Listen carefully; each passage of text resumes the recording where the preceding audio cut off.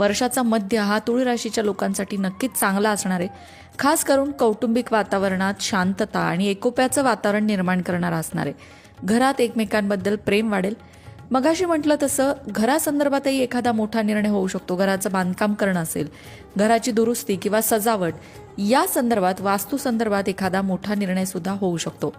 तुळ राशीच्या लोकांच्या कुटुंबामध्ये एखादा आनंदाचा शुभ कार्याचा प्रसंग सुद्धा 2026 घेऊन येणार आहे. घरात एकंदरीतच सगळ्यांच्या मनात समाधान असेल.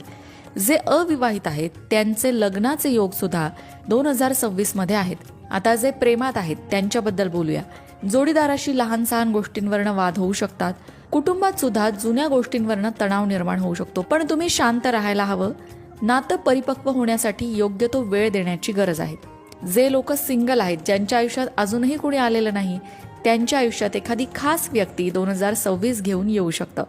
शिक्षणाच्या दृष्टीने विचार करता, विद्यार्थ्यांसाठी विचार करता 2026 हे वर्ष सुपर असणार आहे असं म्हणायला हरकत नाही.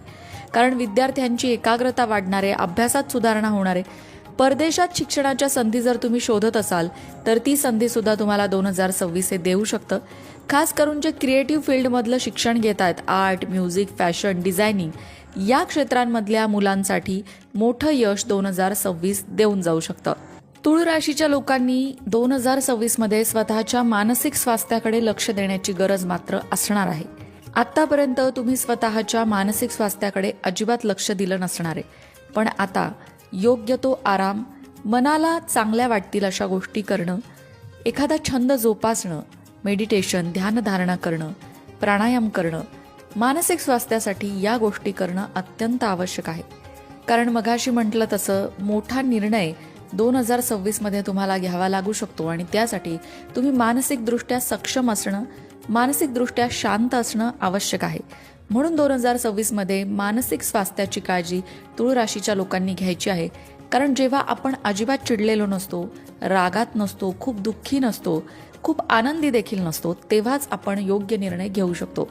माणसाने कोणताही निर्णय अतिशय रागात, अतिशय दुःखात, अतिशय उदास असताना आणि अति आनंदात अशा परिस्थितीमध्ये कोणताही महत्त्वाचा निर्णय घेऊ नये.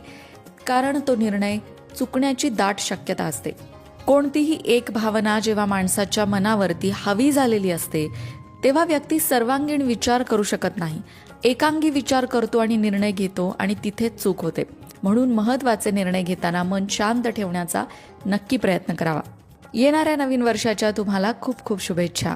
मंडळी, वास्तुशास्त्र, ज्योतिषशास्त्र, अंकशास्त्र यासारख्या विषयांवर तुमच्या मनात काही शंका असतील तर त्या कमेंट बॉक्समध्ये नक्की विचारा.